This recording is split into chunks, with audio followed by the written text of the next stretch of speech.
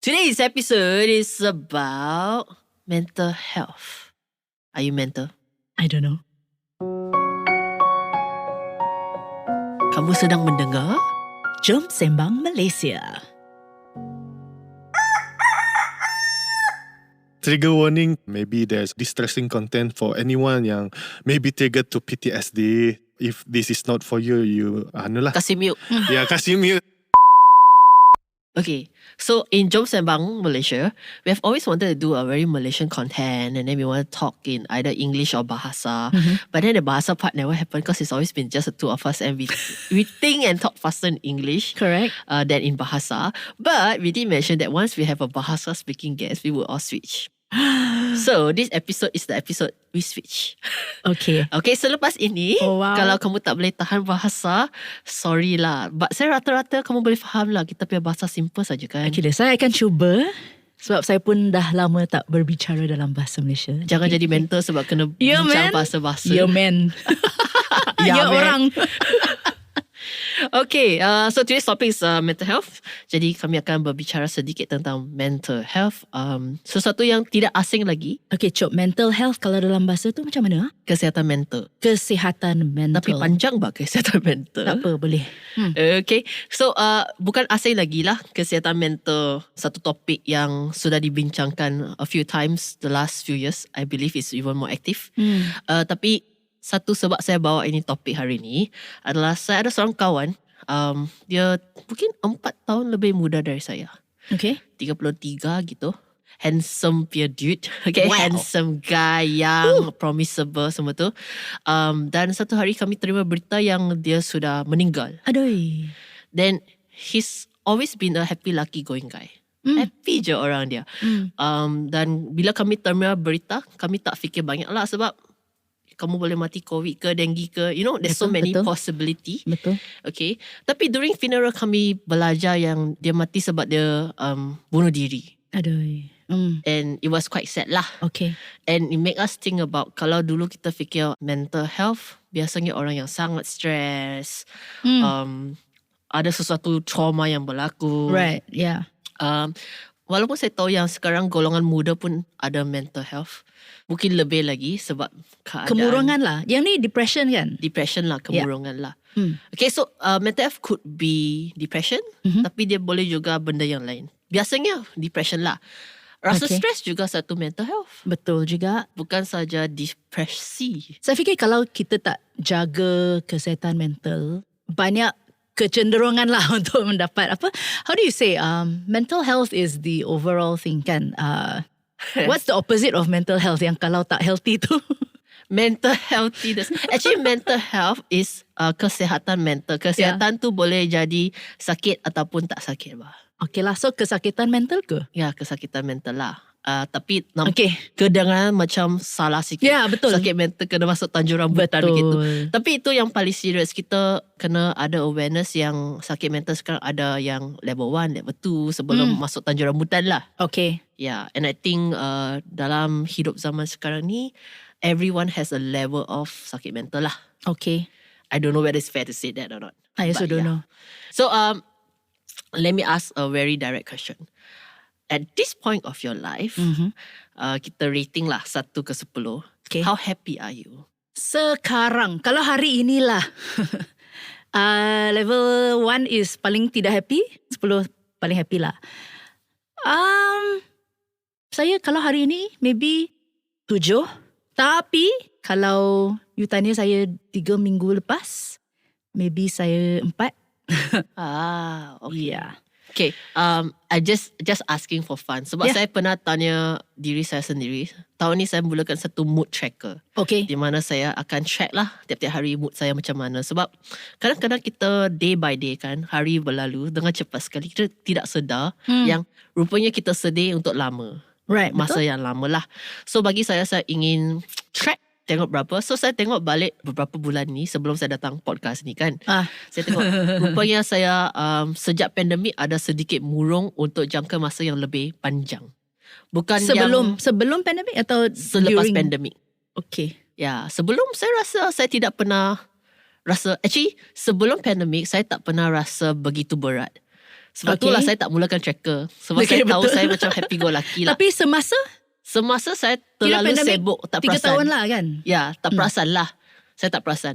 Oh. Cuma sekarang dunia sudah buka semula dan saya tengok macam saya berbanding dengan sebelum pandemik tidak seringan ataupun senang suka hati. Okay, faham? Ya. Macam kalau dulu minum Tea Life Grass Jelly sudah happy. Okay. Sekarang minum Tea Life Grass Jelly Masih belum maybe happy, maybe not. happy. That's why I started to track mood saya lah. Okay. Mungkin itu satu cara untuk kita tracking kita punya kesihatan mental. Okay. Actually bila kamu cakap happy kan, happy pun ada level, banyak level lah kan. Kadang-kadang macam kan yang beban tu, kalau ada beban tu kita rasa tak happy. Tapi sometimes like for me bila I dah minum Tea Life, at least the beban dah lenyap untuk seketika. Doesn't mean I'm happy, tapi macam itu beban dah Dari dah 4 lifted jadi sekejap. 6. Lepas tu dah okey lah, dah Ya. okey lah, kira okey. Kalau nak cakap happy, maybe belum. Tapi at least dia tak berat sangat. You know?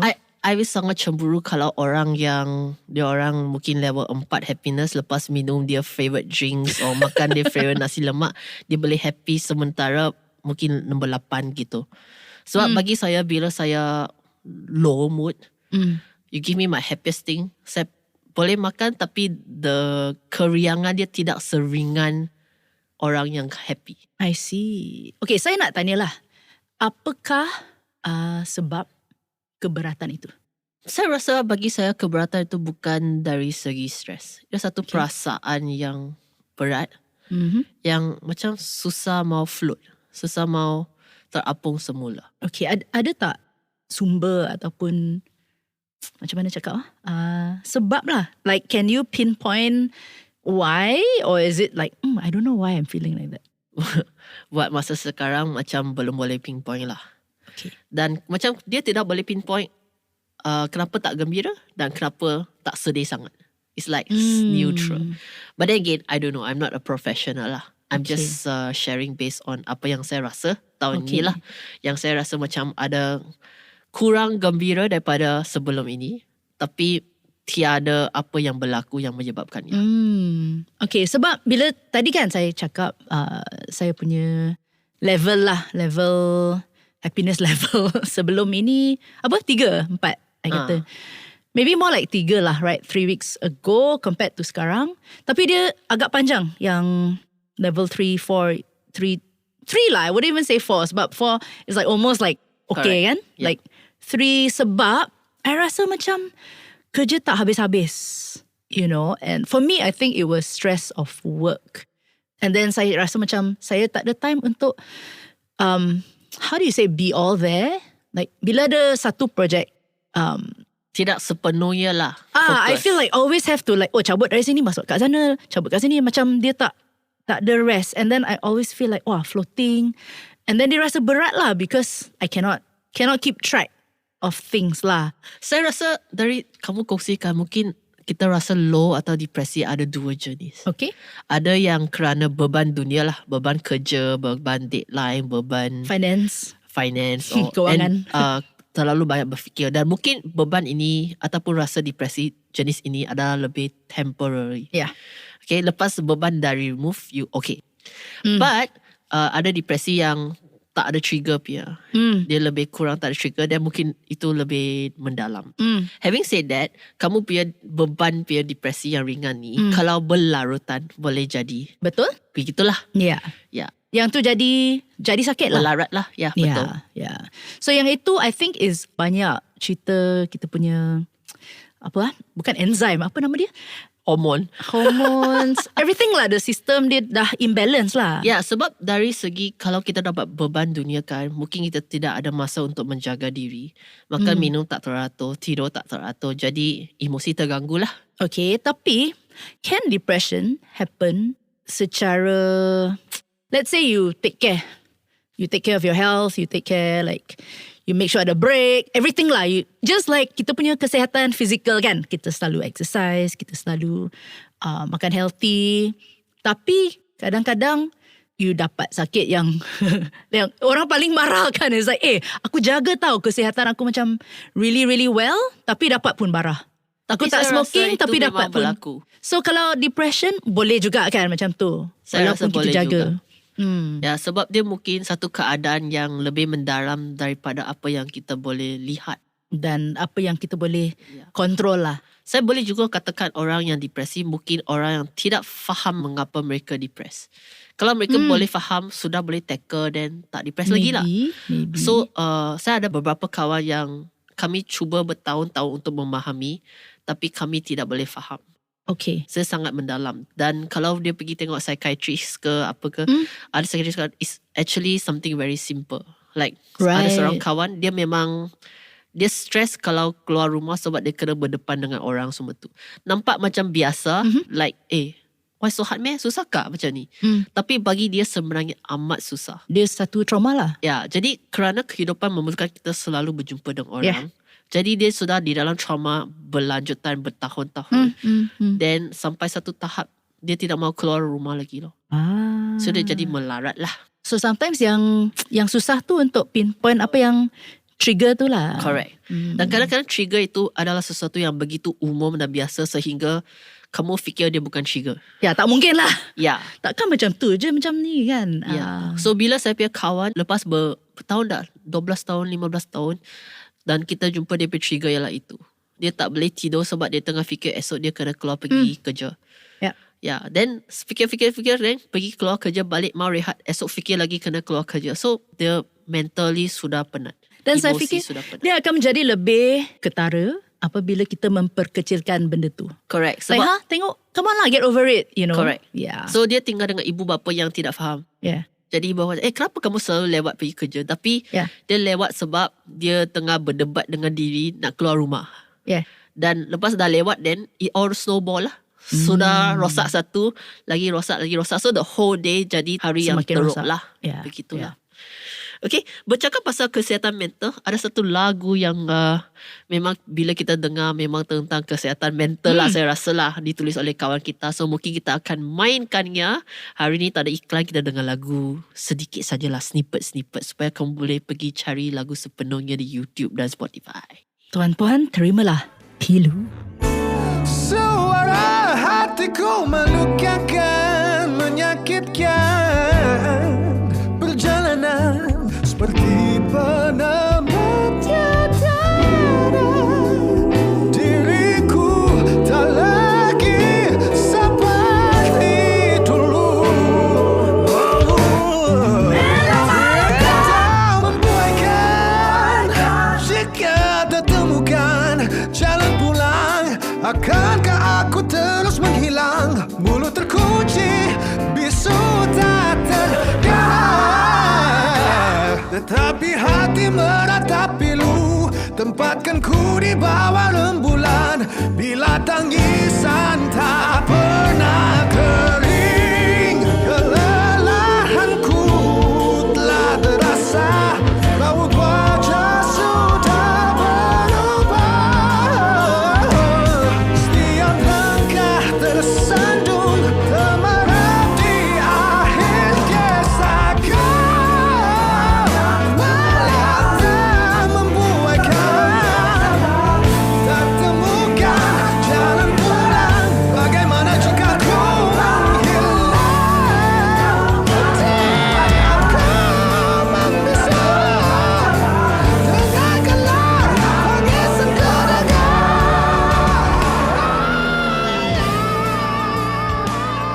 Okay, balik daripada lagu yang pilu-pilu-pilu, mudah pilu keju. Dah. So, sebenarnya saya tengah fikir kita punya guest kali ni kan. Saya panggil sebab nak cakap kami rapat sangat, taklah rapat sangat. Nak cakap tak rapat macam salah pula. Ya, sebab di antara Adli di sini, I remember there was one period of time, dia pernah call saya. Sebab dia cakap, saya ni sekarang lonely tapi tak mau cakap dengan kawan biasa sebab kawan biasa selalu tidak faham lah. I need a friend but I don't quite need a friend. Okay. And I remember he would call and then we don't really talk. It was just on the phone. It was just like I'm doing my thing, he's doing his thing, that kind of thing. And I thought mental health was something, sesuatu yang agak dekat pada Adli lah. So yeah, maybe Ali nak introduce dulu diri sendiri. Oh boleh. Hello everyone, semua yang dengar podcast ini. Saya Aldi. Yeah. Thank you Juwita, thank you Gina for having me. Saya actually berasal dari Tambunan, Sabah. Dan hari ini kebetulan ada masa dengan Juwita lah, dengan Gina. So hari ni kami nak berbincang pasal mental health lah. Yeah, Tadi sebelum kamu masuk studio, saya dengan Juwita sudah berbincang sedikit. Tapi Juwita ni tak depressed, tak macam saya ada semi-depressed kadang-kadang ni. Okay. Dan masuk level kamu, saya tidak tahulah. So mungkin Ali boleh cerita sedikit tentang how do you feel today? 1 to 10. Okay, hari ini boleh lah kita kalau from 1 to 10 maybe around 5, 6. Not too bad. Yeah, not too bad actually. Jadi biasanya mood kan kalau di Tambunan lah, let's say you're now kamu bukan di Kuala Lumpur, okay, buat gig lah, let's say masa low gig masa tu, biasanya mood kamu macam mana? Sebab actually dia, kalau kita cakap dia happy pun tidak juga happy. Kalau sedih pun tidak juga sedih. Dia sebenarnya more to like macam numb. Gitu. Dia Numb. kebas ya. Kebas. Ya, betul. I think kebas is one feeling that orang yang mempunyai depresi mungkin rasa. Okay. Ya. Saya rasa lah. Okay, so kamu punya lagu Pilu bila ditulis ada kaitan dengan mental awareness. Ya. Bolehkah cerita sedikit bagaimana inspirasi di belakang ataupun cerita di belakang lagu ini? Pilu saya rilis 2021. Sebenarnya saya sudah tulis lagu-lagu yang berkaitan dengan kesihatan mental sejak 2018 lagi. Okay. Ya, so sebenarnya Pilu ini masa saya tulis, actually sebelum tu saya mau buat dulu lah, macam pengumuman for trigger warning. So trigger warning for this is I think very important lah, because maybe there's a potentially distressing content for anyone yang maybe triggered to PTSD. So trigger warning for you, for if this is not for you, you lah. Kasih mute. Ya, kasih mute. Hey, Yeah. I like this guest. Dia Yes. boleh buat trigger warning. Yes. Because myself ada trigger juga. So Okay. every time saya buka social media, sebenarnya social media is very dangerous for us yang having a mental health issue. Okay. So there's one point yang saya sangat trigger. Dia start dari when kita sudah bekerja keras mentally, kita rasa kita sudah buat progress, maybe I've done so much today, like been very productive. I make songs, but suddenly when I watch social media, I trigger go back to square one. Okay. Zero. So that is not good lah. So Right. trigger warning I think is important lah. Yeah. So Okay. back to Pilu. Okay. So Pilu sebenarnya sebelum tu saya tulis lagu Nafas lah. Nafas more to yang happy song, semangat, motivasi orang. Jadi Pilu sebelum saya tulis lirik itu, saya buat lagu yang hampir sama dengan Nafas. Lagu-lagu yang menaikkan semangat, bagi hope gitu. But then dia seperti macam saya tipu diri sendirilah. Because saya tidak macam tu. Okay. Jadi saya tidak boleh bohong yang saya sekarang I'm okay, I'm good begitu. Kita perlu tahu yang it's okay to be not okay. Made famous by the K-pop, K-drama. Yeah. Then 180 degree ubah lah. The Okay. whole thing saya ubah, lyric, the melody, even the mood of that song, it's actually fast. Okay. Then I slow down, jadi soul pula. Ini panggil lagu baru sudah. Yeah. Tapi Tukar lirik- melodi, lirik tukar sama? semua. Lirik tidak sama. Oh, okay. So you rewrote lah the whole thing Rewrote. lah. Okay. Start from scratch actually. Right. Yeah. Dia punya chord progression dia inspired dari itu jugalah yang the previous one, but then saya tambah sikit untuk kesesuaian mood dia begitu ya. So mana kamu dapat inspirasi Pilu ni? Like maybe you wrote it from when you're feeling down, but why were you feeling down, or how or what that bring you there? Okay, saya sudah lama struggle lah untuk kesehatan mental, dan saya sebenarnya sudah going through therapy. Actually benda ni dia sesuatu yang sangat memalukan lah, memalukan untuk orang-orang yang ada isu or struggle, tapi saya di sini sebagai macam buat advokasi lah untuk benda ini. Kita kena lawan stigma yang berfikir bahawa benda ini sebenarnya satu yang memalukan. Sebenarnya tidak. Jadi saya terus terang lah, saya ada ambil medication.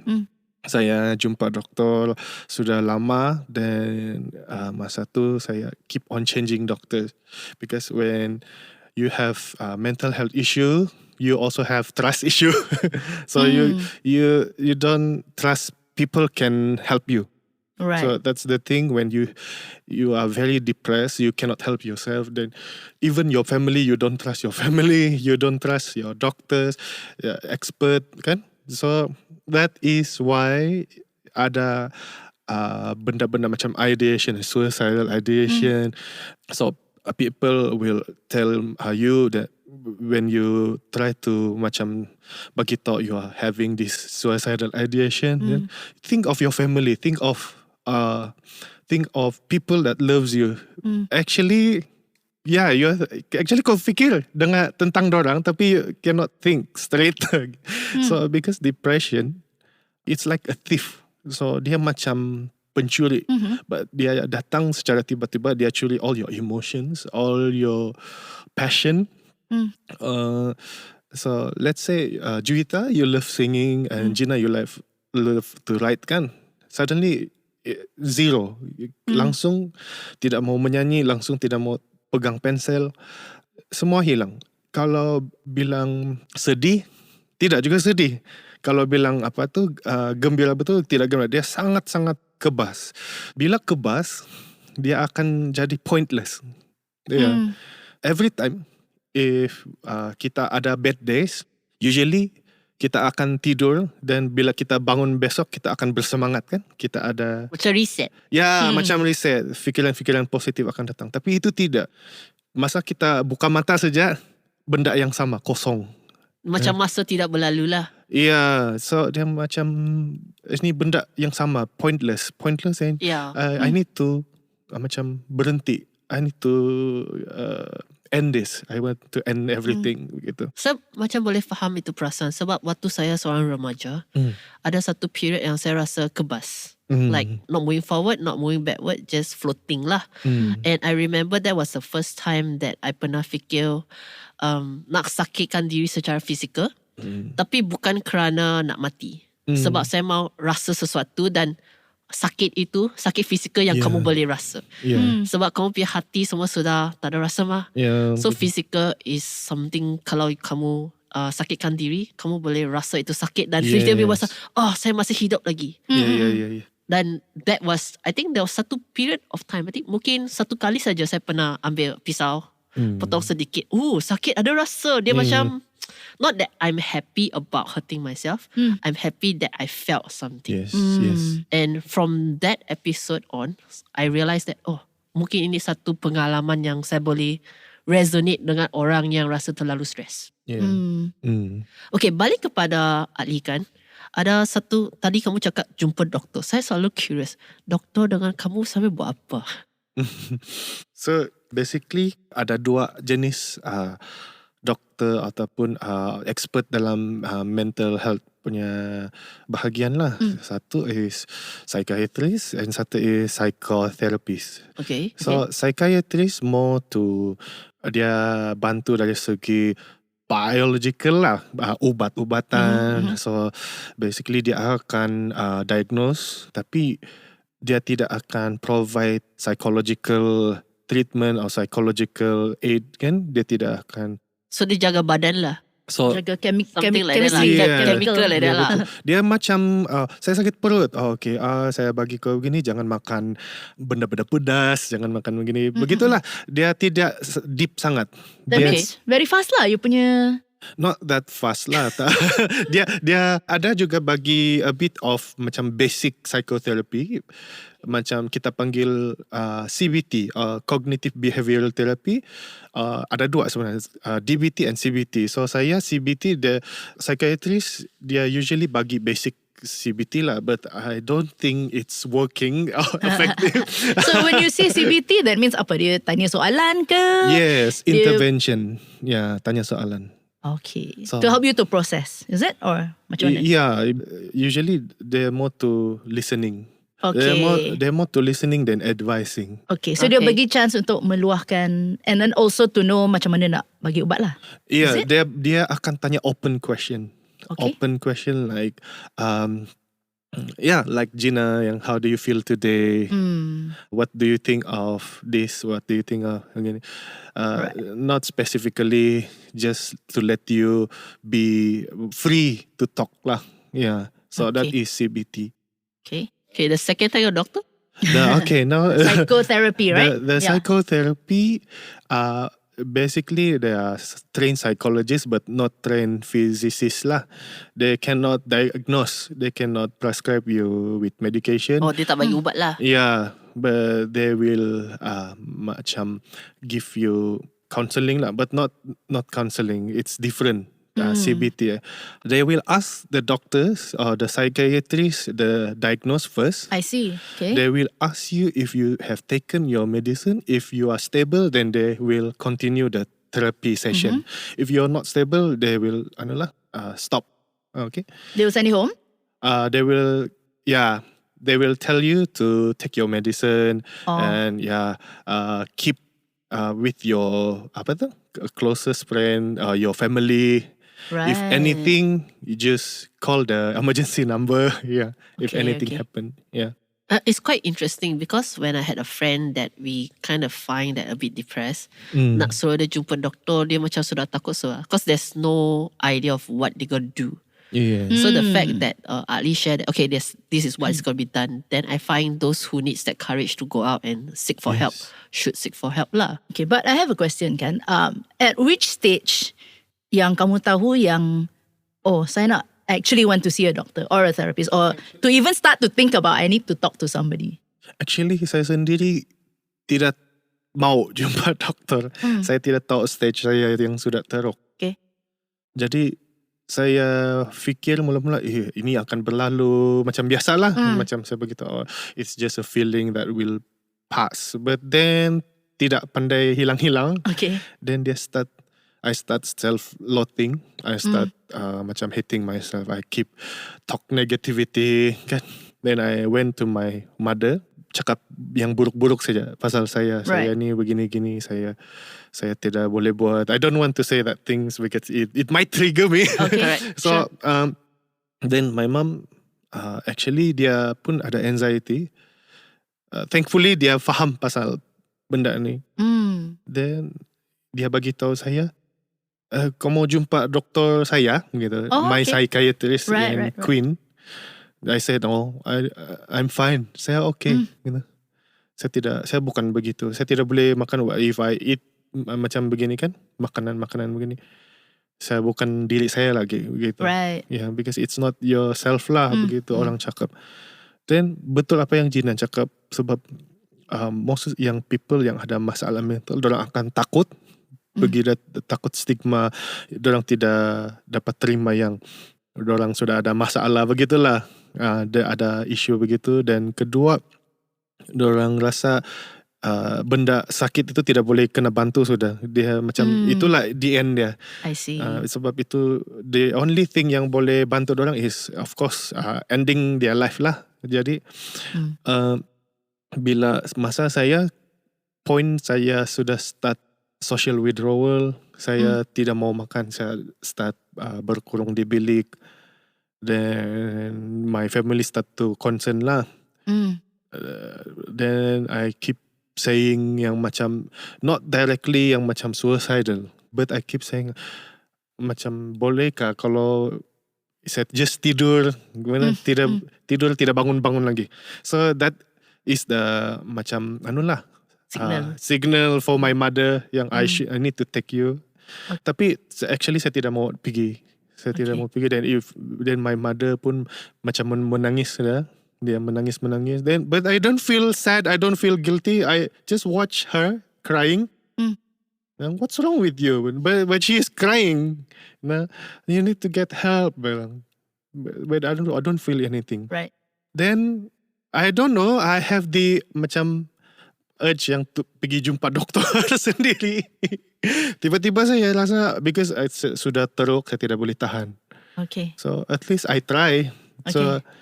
yeah, that is one of the message yang I want to tell to all the macam yang who is struggle with mental health. I know you feel there's no more hope, yang you feel tiada lagi yang akan dapat membantu kamu, but you just give it a try lah. Yang try saja, tidak salah, just try. Yeah. Yeah. Makes sense. Yeah. I can relate to that sebab saya ada satu kawan yang tapi apa yang Ali cakap yang betul-betul strike home is you really need people around you. Yeah. Sebab betul. macam kawan saya dia akan rasa I just don't feel like leaving the house is no big deal gitu. But we as outsider kamu boleh tengok hidup dia sudah terjebak ataupun influence affected by whatever that whole don't want to leave the house thing. Yeah. And you need to force them see doktor lah. Macam saya pun saya kena paksa kawan saya pergi jumpa doktor. Dan dia cakap nothing lah, they give me medicine, nothing will happen, you know. Yeah. Gitu. And then when she started to take the medicine, after I take the medicine, they're supposed to help me to feel lesser, which she doesn't know whether it's good or bad. Dan dia jadi lebih teruk. Sebab dia tidak tahu nak makan ke tak makan. Sebab lepas makan dia ada kurang rasa. And then like even worse, I don't feel I'm here.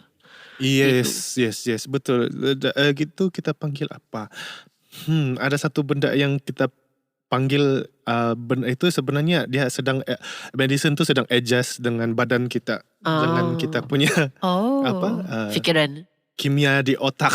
Right. So chemistry. Ya, saya tidak sure ada satu terms yang kena panggil lah, medical panggil. So dia first time saya ambil medicine, saya masih ingat nama dia escitalopram, the Lexapro. So dia bagi saya ubat tu kan. First thing yang dorang bagi tahu saya, these 2 weeks bagi tahu if the ideation, suicidal ideation becomes worse, you need to contact us Right. cepat-cepat. So emergency. Sebab ubat ini dia sedang adjust di badan kita, and mereka tidak tahu actually, sebab bukan tidak tahu because they are expert kan, tapi it's not like physical illness. Yeah. If you are coughing, Yeah. they will know it is normal coughing or TB or COVID kan. And it's not like they got trackers on your brain to feel like how the feeling lah. Yeah. Correct. So the only way for them to diagnose is intervention. They ask you question and they make a diagnose, and that diagnose is not macam betul. The first diagnose most probably the first diagnose mesti salah. Mungkin 50% Trial and error lah. correct. Yeah, Kita cuba-cuba trial and error. tengok yang ni, yang tu Correct. macam mana. Correct. So that is why the first time I went there, I hate doctors.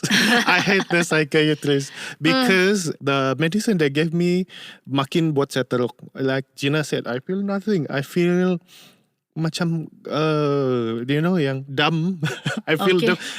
I didn't realize yang air liur saya sudah keluar kini. And I keep looking at the same place, like the wall, for like hours or maybe days. I look the same place like that because the medicine dia buat kita kosong. Even the normal pun dia kasih kosong. So yang dari 6 tu lagi 6. Right. So sometimes actually saya tidak mau mention this, but even my doctors say some medication if tidak ngam dia lebih teruk the self-loathing, the intrusive thoughts.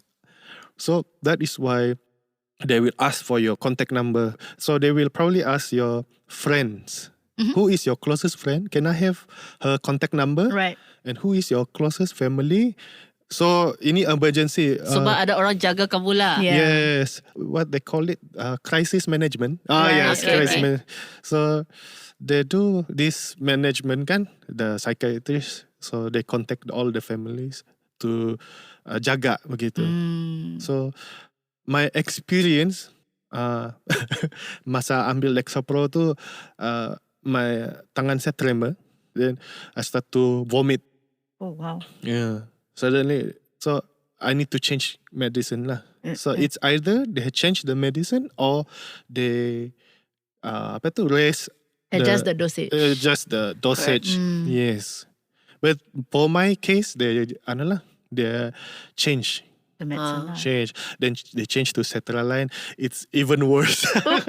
So you sebenarnya kena very, as a pesakit, you kena sabar lah. Sebab Sabar. It's a they are process. also finding out, and you are also Yes. finding out. I think that's important to know kan. Sebab every time we go to doctor, kita fikir yang okay, we should get better after this. Correct. Or, So it's like Yeah. a cough, you take a medicine, you're healed. But yeah, if but if your cough get worse, then you're like, what the heck? correct. Yeah. And this one is like your mind, right? Yes. So, Yes, okay, yes. wait, talking about closest friends, right? So, okay, ada soalan. It's okay not to be okay. Okay. But on the other hand, there's a point yang kita mesti, kita perlukan intervention juga kan? Yes. So what would you say? How does a friend know bila nak, okay, you're not feeling okay now? It's okay, kan? Or you're not feeling okay now? We gotta do something about this now. Macam mana kita nak tahu? Bila nak SOS. Bila nak SOS atau bila nak, okay, I feel you. Sebab confusing jugalah kan? Yeah. Any So, idea? Okay. So, benda yang susah mau detect is someone with high functioning. High functioning means tidak nampak. They are very depressed, but they are keep smiling and talking. So you don't know if you ask them, "How are you?" "Oh, I'm feeling great." So, Right. but actually they are not. Right, So yeah. it's very hard to say lah. For those with different symptoms like social withdrawal, suddenly you meet this friend like Gina lah. Suddenly she doesn't contact you anymore. Like for so long, Okay. for 2 weeks. That is why you need to check her out. Check her. Hello Gina. Macam how are you? Then what's Okay. happening? Why didn't you contact me? Yeah, so just contact lah. Okay. Yes, tapi disebabkan dunia yang moden sekarang kan, everyone is busy, everyone is macam need to catch up with something kan. That is why susah juga. Okay. So, because we didn't realize yang, let's say our friend, dia tidak kontak kita sudah berapa bulan, berapa tahun. Kita tidak sedar pun Betul? disebabkan kesibukan kita. Yeah. Yeah. Even our family. Ya. Jadi itu kita punya budi bicara sendiri. Kita punya sebenarnya dari diri sendiri. Kan? Ya. For me kan, sebab saya Christian. Okay. It's the Holy Ghost that tells me Okay. to check out my friends. Right. So because I have this macam inner voice. Prompting lah kan? Macam Yeah. something telling you lah. Yeah. So you don't want yang suddenly your friend, hey, Betul? she's gone already. Betul? He's not here with us. Why? Because Tapi you're sebagai pesakit, do you have like a SOS thing with your friend? Let's say, oh friend, if I do this, that means I need help already. Like kamu ada bagi macam warning ke, satu peringatan Code, ke SOS code code. like- okay. Kita tiada. Saya rasa tiada sebab kita mau tu kami rasa sangat serba salah. Kita tidak mau kasih susah orang. So we don't even give them sign. But if we feel so macam overwhelmed, we cannot Right. take it anymore kan. Most probably we just look for someone. Can I have your time? Macam sedikit masa untuk kita just cerita-cerita begitu. Are you busy? If someone asks you, are you busy? Then if you are busy, pandai-pandai lah. pandai. I know suddenly kan, so sudden when you're in the middle of concert, then suddenly people ask, are you busy? I want to talk. Then you are singing now. Tapi kan sekarang ramai orang yang maybe don't even have depression who also ask you, are you busy? So Macam mana very nak hard to gauge tell. kan? Yeah. But I can tell you with Adli was we rarely chat unless there's work. Right. And then there was one day when he asked me, are you busy? Do you have time? I was like, where does it come from? Correct. That was when I know, okay, I need to pick up this call. Okay, because sometimes Ali texts me, are you busy? Actually, he wants me to read through contract. Dia nak tanya, macam mana dapat ni kan? So I think if it's something out of the ordinary lah. Like for me, I think with Ali during pandemic kan, there was one period of time we won't talk one, and then after 1 year later, one day she texts me, are you busy? Do you have time? Like apa benda ni? I think you can also kind of sense lah. Tapi my question just now was also, okay, let's say text me or whoever lah, friend, right?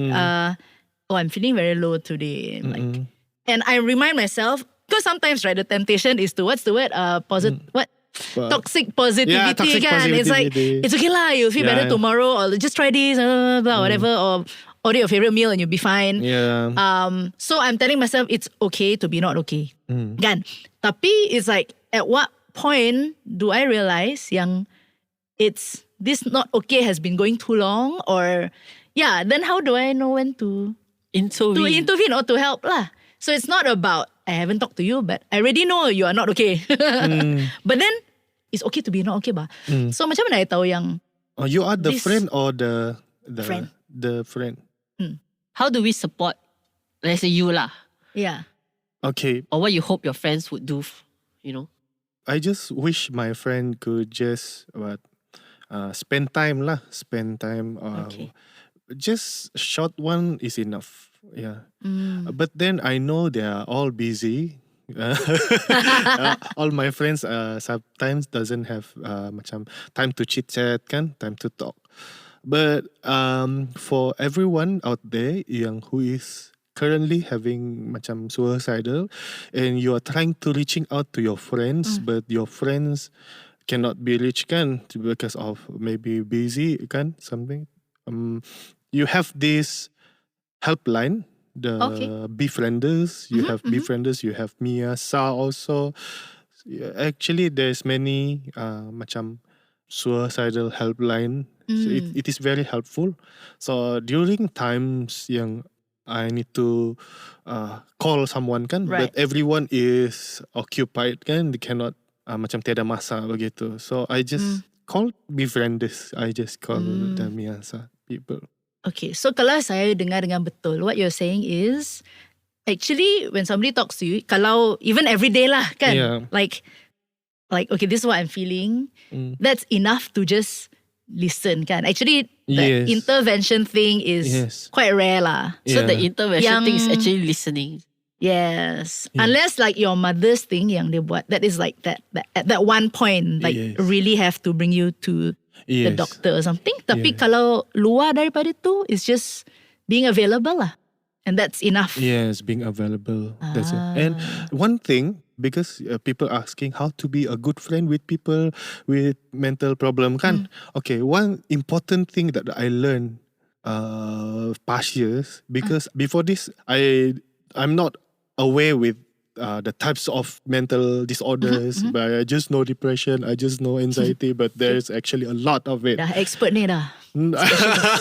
Not expert lah, but then it's through experience kan, because when I released the song Bersamaku, the mental health song kan, people keep DM me kan, so they tell that how grateful because I released such song kan for them. Then I started to invest my most of my time to help them. Okay, so there's one friend, I'm not mentioning lah. One friend is a good friend of mine lah. Okay. He is actually have macam diagnosed with bipolar. Okay. So bipolar, then I know the feeling yang very lonely kan. Saya tahu perasaan dia macam mana. You trying to reach with someone, then tiada orang mau mau dengar. I know that feeling yang lonely begitu. So then I invest my time for macam dia lah. Sebab masa tu dia sudah tidak macam suicidal begitu. Okay. But I don't go for therapy masa tu. No, I went for therapy. My therapist is Dr. Wendy. Okay. So masa tu saya rasa macam kenapa? Sebab saya rasa lagi stres. Right. Bila saya bantu orang, saya rasa lebih tertekan. Sebab apa? My bipolar friend, dia keep on texting me, keep on macam Tiba-tiba banyak orang kacau dia sudah. yeah. Suddenly pukul 4 pagi, pukul 3 pagi kena call begitu. So then how to be a good friend for your macam depressive friend kan? First thing you need to know is you can be a good friend, but you need to set boundaries. That is the okay. most important thing. Because boundaries is important. Why? Your mentally your depressive friend is mentally unstable. They are very unstable. They are not normal, so they might bug you all Anytime lah. anytime. Yeah. So you have your work kan. You Yeah. need to do your job. You have macam your priority kan. But they cannot bezakan kerja dengan. Then suddenly there's a time my bipolar friend kan, dia call saya, I need you now gitu. But masa tu saya sedang meeting. Then saya kata boleh can you give me a chance yang after the meeting I call you back. Right. But I will commit suicide now if you don't Wow. call me. But everyone on the board kan is yang macam distracted. Who are you calling? We are in the middle of the meeting Yes. now. Yeah. It really affects me. Yeah. Because he threatens me to suicide if I don't macam Attend to him lah Yeah. immediately kan. Yeah. because dari awal lagi saya tidak set boundaries. Right. So boundaries is important lah. Dia tidak tahu actually dia bipolar but overlap with one personality disorder yang kena panggil borderline disorder. Okay. So borderline is saya minta maaf. Saya borderline dia a bit susah lah, difficult to manage. I mean difficult for everyone to Right. manage. So bila kamu kata boundaries ni, macam mana? Contoh boundary. Okay, contoh. You can call me after 8 only or something. Yes, yeah. That is boundaries. That is good boundaries. Like saya mau bantu kamu tapi kamu call lah saya. I mean there's certain times unless it's super die now then. Yes. So Yeah. you cannot say. So anytime kalau macam let's say dia bagi tahu saya bunuh diri dan saya akan mati kalau kau tidak call saya. But borderline, people with borderline 80 or 90% will Do what commit. they say. Okay. Yes. So the thing is, be a supporter for mental health kan it's not easy. So you need to take care of your own mental health. Yes. So if there's something happen, so let's say there's something happen to your friend, you just keep telling yourself it's not your fault. It's their decision. It's because you try your best to help. Yeah. Yeah. Because there's one of my friend also like me invest her time to her boyfriend, her borderline also boyfriend, and her boyfriend commits suicide, and now he is depressed. She. Yeah, she is depressed. Sorry, she is depressed. Yeah. No, yeah. Yeah. I suppose also knowing yourself. Sebab kita ada different types, right? And then number one, if we are savior mentality, it's like you're trying to save the person all the time Yes. to the detriment of kita punya own mental health is Yeah. one thing. And the other thing, I think knowing who you are. Like I was just having this conversation with my family recently.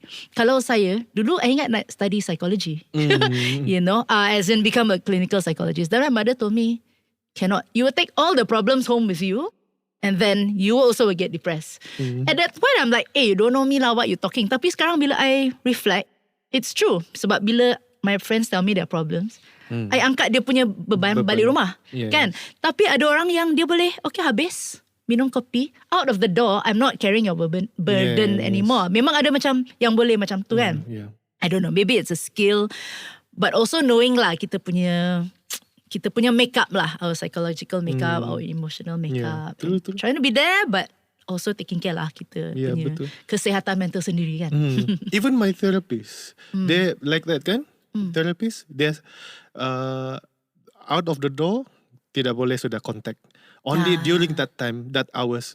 So maybe here, I check the rate here in KL, the psychotherapy for 1 hour is 600. Wow.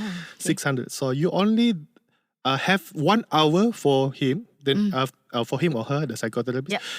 Then after that, dia tidak akan cakap dengan kau. So that is the boundaries.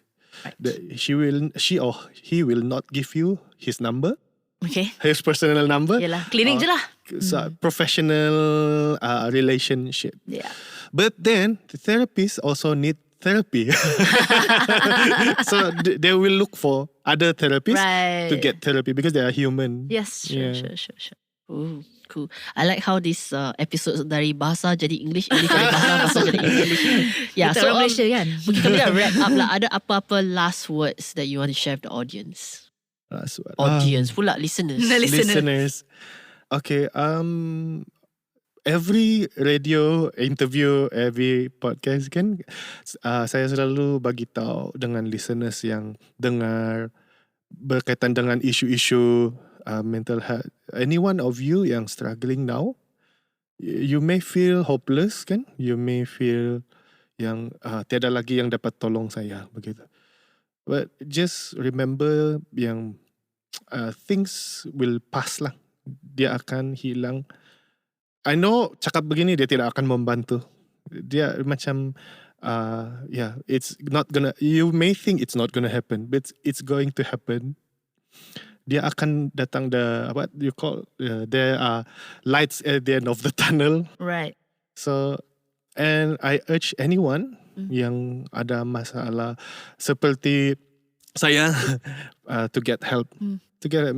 Mungkin kamu takut, mungkin kamu rasa dia tidak akan membantu saya. Just try, Just give it a chance lah. Yeah. Alright. I think that's a good note to end. Yes. To be courageous enough to reach out for help is very important lah. Yes. Alright, so to end this episode, you guys should go and check out Adli Nicholas punya lagu, nama dia Pilu, to further understand maybe a journey of whoever friends that go through this. And yeah, don't ODM him lah. Go and seek for professional help. Okay. Otherwise his DM full of people going SOS. So yeah, until the next episode, remember to sembang-sembang with your friend, keep them sane, check on them, and just be a little bit more observant with the people around you. Yeah. Jumpa lagi. Jom Sembang Malaysia is hosted by two Malaysians who are passionate about Malaysian stuff. Stay tuned every week for a brand new Sembang session with Cerita Suito and Gina Yap Layung. Today's episode is recorded at Studio 2105. Remember to click like and subscribe for the brand new episode next week.